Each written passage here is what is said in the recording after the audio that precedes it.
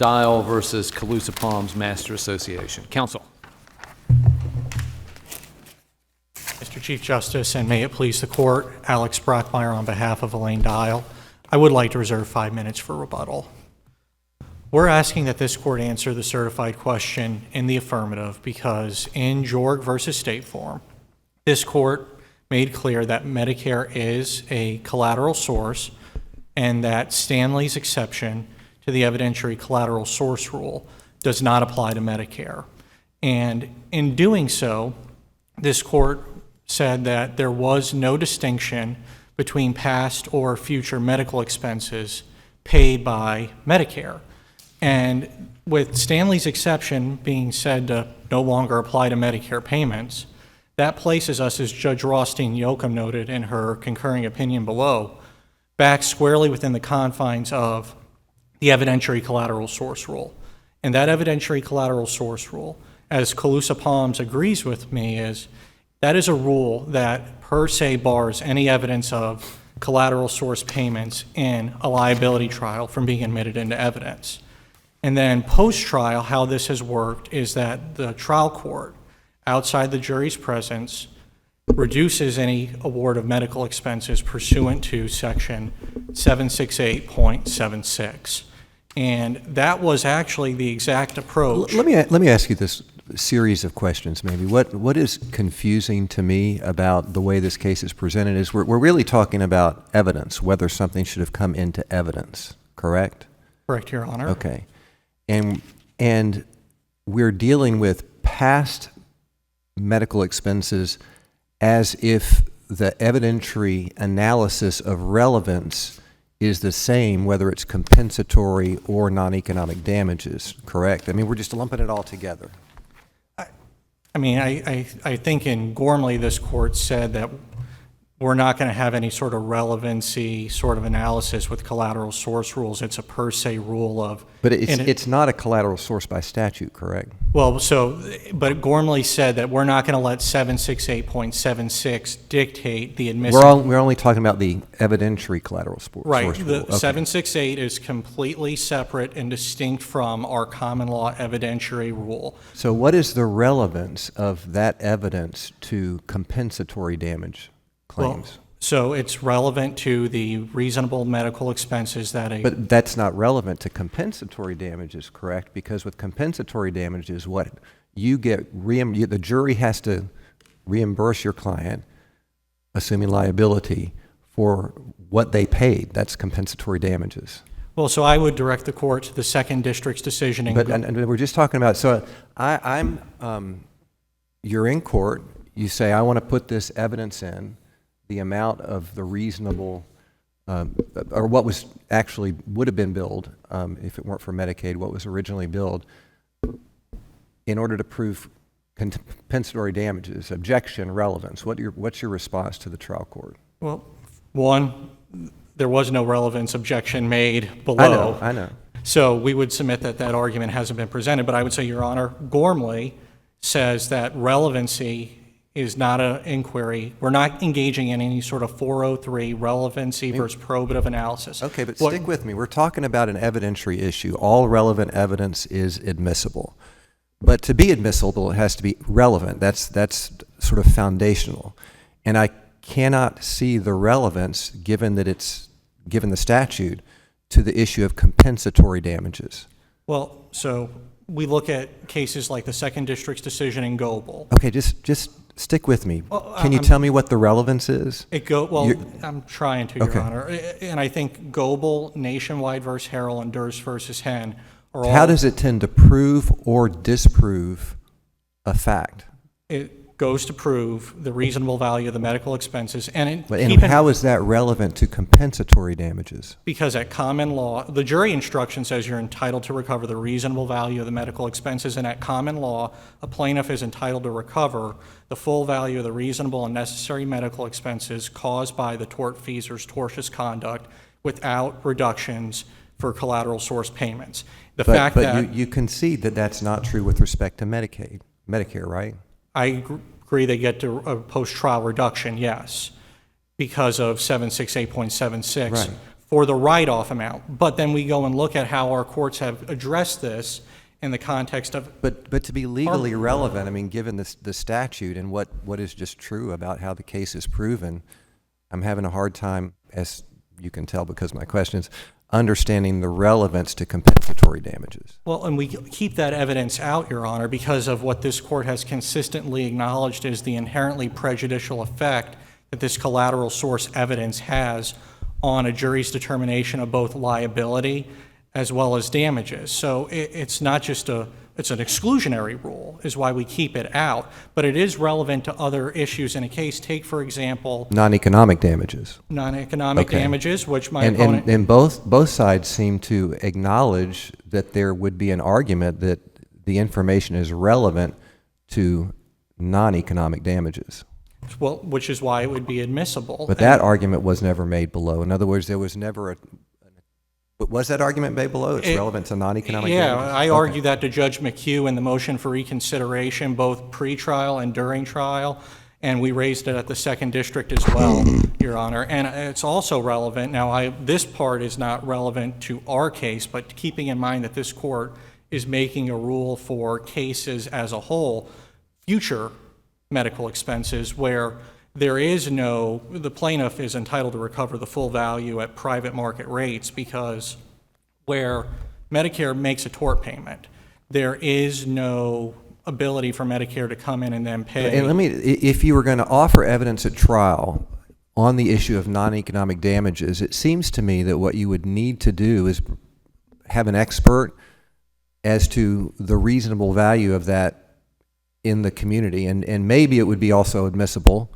the particular billed amount in this case. But that seems like if you're offering evidence that's relevant to the issue of non-economic damages, you would go about it a very different way. You just couldn't stick in, this is how much perhaps, I'm not sure, but the way the case is argued, it's not argued that this is admissible to non-economic damages. It's sort of just argued that the law either allows it because it's passed or doesn't allow it because it's passed. Well, again, we did argue at the trial court level and the second district that this was relevant because, in part... Can you tell us again, how is it relevant to non-economic damages? It's a qualitative assessment of the severity of the injury caused... So basically, it's the magnitude of the injury. Correct, Your Honor. And Right, so let's say that I'm walking down the street and I have this kind of karma. Okay, a street sign falls on my head, and I'm rushed to the emergency room, surgery, and there's no health insurance. I'm just a guy with no job, no Medicare, and I'm too young for that. There's no workers' comp. There's nothing. So I suspect that 3 months later, when I'm recovering, I'm going to be getting some bills from the hospital. Let's say they add up to $120,000, and I don't pay them. I suspect that I'm going to be paid a visit by bill collectors from the medical providers. Would that $120,000 be admissible during my case? I think it would, because... Nobody's recovering from, I mean, the jury will have to pay me $120,000 if they rule in my favor, and there's no lien from Medicare or workers' comp or anyone else. So I will be receiving $120,000 to reimburse the providers. Correct, Your Honor. And in that particular case, there would be no collateral source rule or anything involved. Correct, No. it would just be... So the jury will get to hear that I had basically extensive medical treatment. I didn't just go to the emergency room, got a couple of stitches, and went home. I actually had surgery with an anesthesiologist, with a surgeon, the whole works, and then recovery.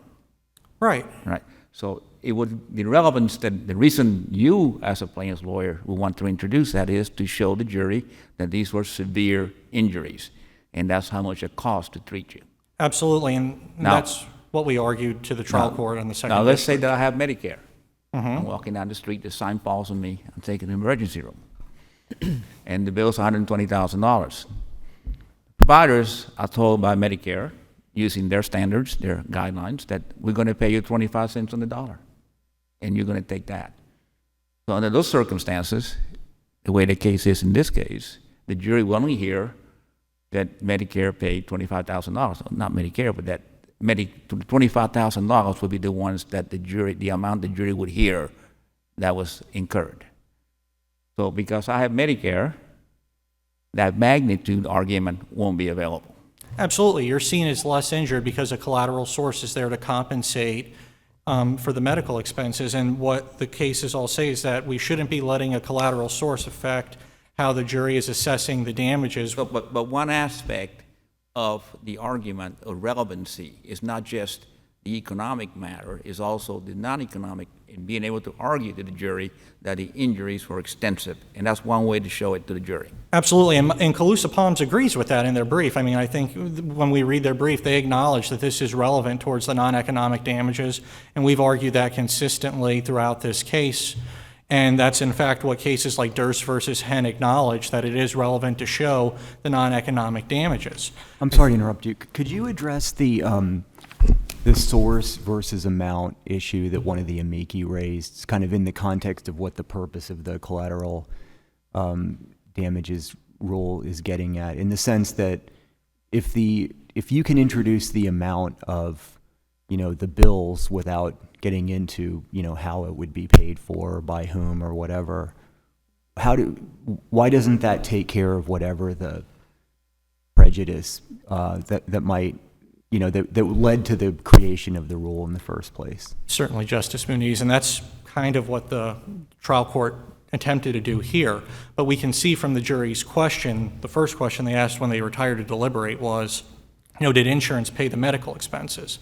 That approach indirectly does what the collateral source rule directly prohibits, and that's what cases like Wills out of the Illinois Supreme Court, Lettinger out of Wisconsin, the Weston versus AK Happy Time case from Alaska all acknowledge, which is that it's still going to put questions in the jury's mind as to why is this amount so low and why is it out there, and it's going to still affect their assessment on liability and damages. And why, as far as, to Justice Labarga's questions, I mean, if the goal is to make sure that the jury understands, the severity of the injuries and the care that was necessary, I mean, why couldn't you just present evidence of all the medical procedures that the person went through, and who cares what the cost was? I mean, if, you know what I'm saying, if you're trying to, there's one part of the evidence is to get to compensation, and part of the evidence is to get to the, how extensive were the injuries and whatever. To the extent that there's that other thing that's kind of separate from the compensation issue,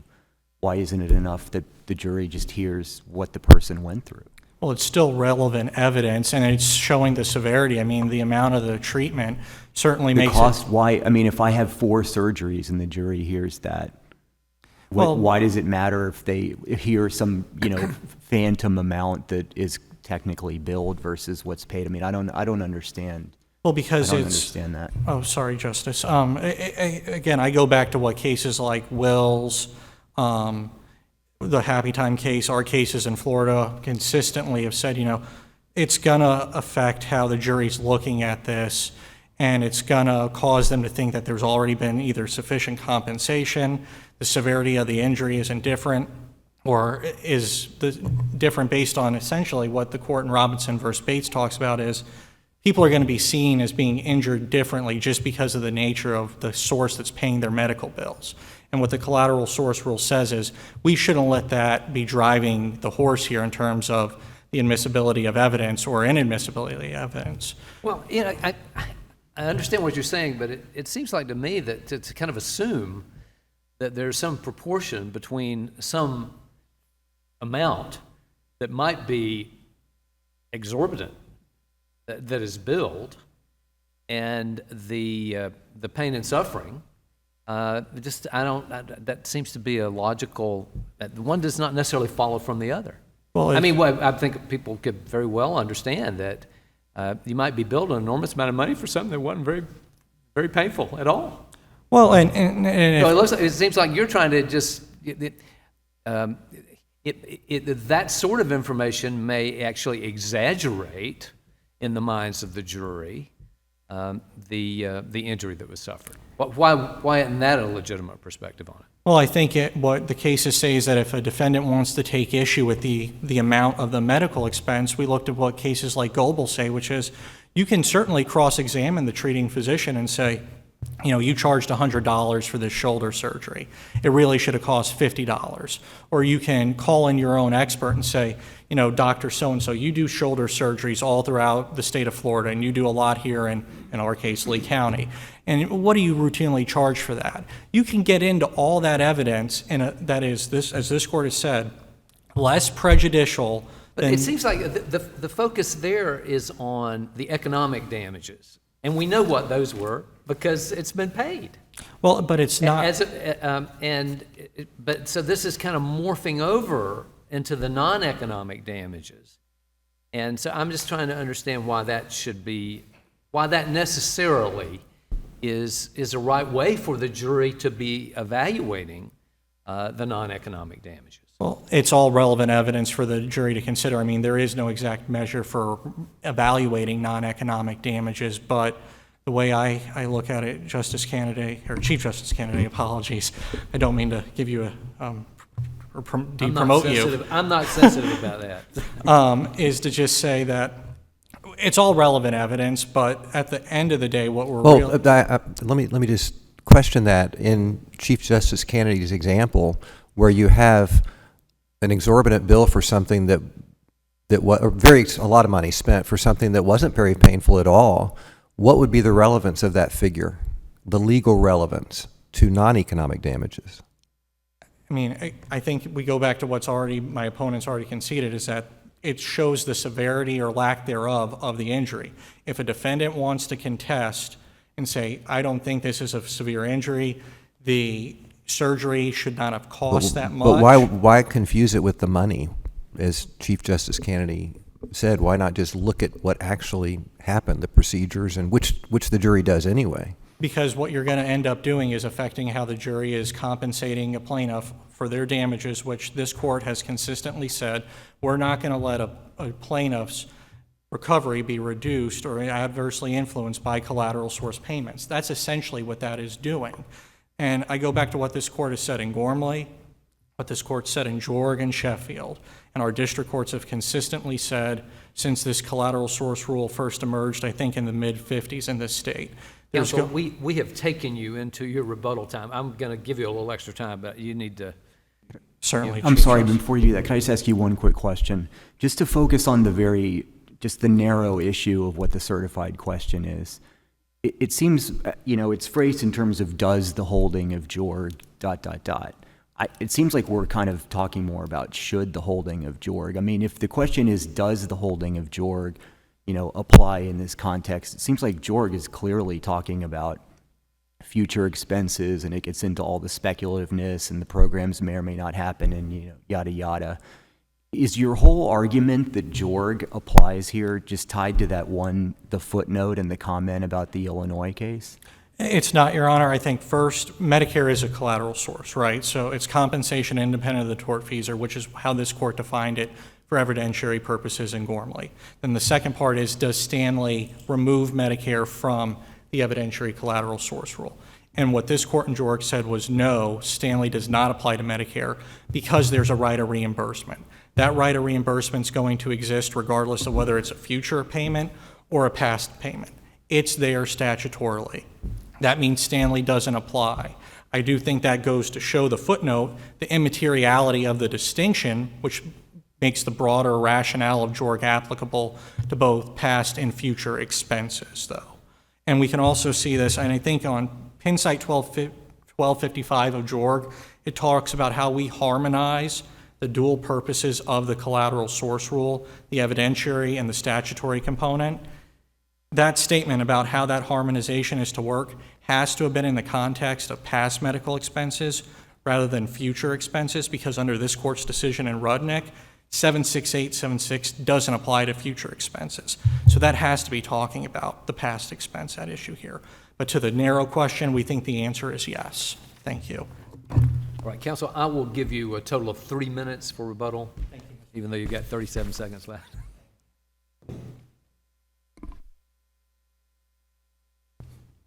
May it please the Court, Mr. Chief Justice, Justices.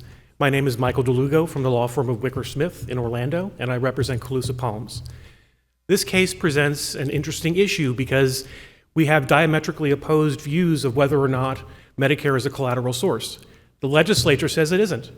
768.762B says benefits received under Medicare shall not be considered a collateral source. Ms. Dial relies on the Jorg decision of this course. Jorg says that Medicare is not a collateral source. In Jorg, the court stated it, referring to the Stanley exception to the collateral source rule, was never intended to apply to benefits from Medicare or Medicaid or to collateral sources. Well, if this court considered Medicare to be a collateral source, it would have said it does not apply to Medicare, Medicaid, or to other collateral sources. It doesn't say that. So both the legislature and this court have stated that Medicare is not a collateral source, and that's why Ms. Dial's argument fails. The whole issue here is, should the jury be able to consider damages for which the plaintiff will never, ever be held responsible? Medicare providers accept the premise that if they're going to provide services under Medicare, they're going to accept whatever Medicare is going to pay for those services. So they can bill whatever they want, but they know that if they're providing these services, that's the amount that Medicare is going to pay. And compensatory damages compensate. If the plaintiff is never going to be responsible for those excess charges, then how could Florida law even recognize that? And so if your client is going to be, I'm sorry. It's okay, you go ahead. If your client is going to be reimbursed pursuant to statute, I mean, if, let's say the jury came back with $120,000 in this case, you were going to come back to the court afterwards under statute, and the judge is going to reduce that to the Medicare amount. If so it's a what's the downside for you here? Justice Varga, that would happen if it were a collateral source. That's how it works with insurance, private insurance, for example, that the tortfeasor should not be able to derive some sort of benefit from the plaintiff being responsible and having health insurance. With that said, the amounts that Medicare pays, it's all premised on the fact that there is a right of reimbursement under Medicare, on the Medicare Medicaid Secondary Payer Act from 1980. And so there is only a right of reimbursement up to the amount that the doctor, the Medicare provider, accepted in full and final payment for the services that were provided. That's the difference between Medicare payment and a private health insurance payment, is that CMS, the federal agency, the Center for Medicare and Medicaid Services, has the ability to come back and get that money back after the primary payer, Medicare being the secondary payer. The primary payer is the tortfeasor, or the insurer for the tortfeasor. And so that's the distinction, and that's why in private insurance, it is handled post-trial with a set-off, a reduction of the jury's verdict. But in the case of Medicare, because it's not a collateral source, it is only the amount that the Medicare provider accepted in full payment for those damages that is the compensatory damages, and that's all the plaintiff is able to argue. The key difference, isn't it, that in private, that has a contractual amount similar to Medicare here, like in the Goebel case, they treated the discounted amount as the collateral source payment. But here, in Medicare, there's a statutory provision that says you can't do that. Correct. So it's that distinction between the private and the Medicare that causes the argument, oh, put in the gross amount, but you don't have the collateral source set off because there's a statute that says you can't do it. That's correct, and that makes all the difference. Justice Groshans? That actually answered most of my question, but I will say, is it Calusa Palms' position that this court should narrowly answer this question that the second DCA had, or is it Calusa Palms' position that we should consider what effect this might have on private insurance or the whole collateral source rule? I don't think it does have any impact on the collateral source rule, precisely because Medicare is not a collateral source. So I think that what Calusa Palms is looking for here is an affirmance and an explanation that the cooperative leasing holding is still viable and still should be applied by Florida trial courts, and that is that the jury only gets to hear In the case of Medicare, the amount that was accepted as full and final payment for the medical services provided, and not the amount that was originally billed, even when that number is much, much higher than what Medicare would ever pay. These damages, the difference between what is billed and what is paid, are frequently referred to as phantom damages, and I think that that's an appropriate description of them because they're not damages at all. The plaintiff will never have the obligation to pay any amount over and above what a healthcare provider accepted from Medicare. Well, And it seems therefore- like that same argument really should apply in Goebel, in the majority opinion there. I mean, they're arguing for the same treatment for private and Medicare. That seems right to me, that I don't see any real reason why you should treat them differently, but it seems like at least Justice Bell in his concurrence had it right in the Goebel case where you should be putting in what you've agreed to pay in the discounted amount into evidence. Well, I mean, Not the some gross amount. difference is that Medicare is not a collateral source, and so and CMS has the ability to seek reimbursement for the amounts that were paid once there is a payment from a primary tortfeasor or a primary payer, in this case a tortfeasor or the tortfeasor's insurance carrier. It seems a stretch to me to treat a discount as a collateral source payment. It's not. There is a lot of arguments contained within Ms. Dial's briefs about the fact that the Jorg court receded from the Stanley opinion, and clearly I don't dispute that. But what I do dispute is the sort of implicit argument that merely because the Jorg court receded from Stanley, then every single case that ever cited to Stanley favorably is necessarily going to be wrongly decided, retroactively wrongly decided. That is not true. The cooperative leasing case is still the appropriate way to approach this. The ThyssenKrupp elevator decision out of the 4th District is the appropriate way to address this issue. There is simply no logical basis under Florida law to tell the jury about damages that aren't damages for which the plaintiff will never have an obligation to pay. And it doesn't make any sense to me that we would try to avoid confusing the jury by misleading the jury, okay? That is not how trials should be conducted. It should not be up to the defense to cross-examine plaintiff's experts or hire their own experts to try to combat the providing of misinformation to plaintiffs. This is simply not an actual damage under Florida law, and so if there's nothing to compensate, it cannot be considered compensatory damages. And unless the court has any further questions, I will rely on our brief. Thank you. Rebuttal? May it please the court. The Weston case, I think, is a very good guidepost for this court. Alaska has a statute just like 768.76. The plaintiffs there are allowed to recover the reasonable value of medical treatment just like here in Florida. And in Weston, the court said that the write-off amount constitutes a collateral source because it is some sort of benefit that the claimant's receiving from a third-party source. And the court said that in the context of Medicare. Well, it seems like it would make more sense if you put in the amount that you're actually liable for. What comes into evidence is the amount that you're actually liable for by way of expenses from a medical care provider, not some amount that's whatever it may be, but it has no real relevance to what's going to get paid.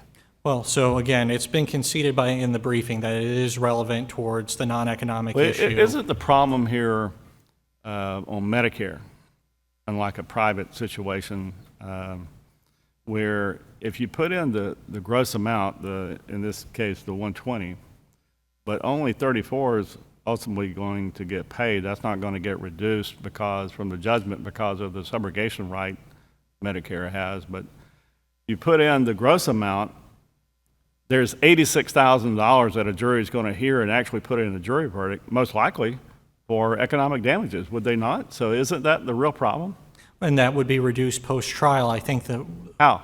Because, like cooperative leasing explains in footnote 1, there's a difference between the write-off amount and the amount of reimbursement. The reimbursement amount is accepted under subsection 2B, But what cooperative leasing says is that write-off amount is still a benefit paid for the claimant that should be reduced post-trial Well, under in Goebel. Goebel, as a private got set off, they treated the discount as part of the collateral source. And that's where that discount got set off. But here your argument is, I think properly, the statute says otherwise. The statute says there's no collateral source, right? Isn't that what it says? To the extent there's a right of reimbursement. So the trial court cannot say, just for example, let's say there's a $100 bill. $20 is what the right of reimbursement's for, $80 is the write-off amount. Only the $20 is accepted from the definition of collateral source under subsection 2B of the statute.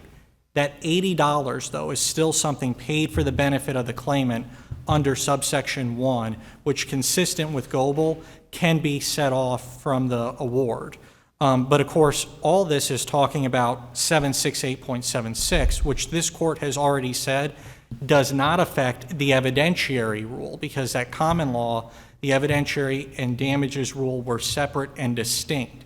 And our legislature has only seen fit to alter the damages collateral source rule. The evidentiary rule is alive and well. We shouldn't let the legislature's abrogation of a damages component affect our evidentiary rule, especially when this court has said we're not going to do that already in Gormley and Jorg.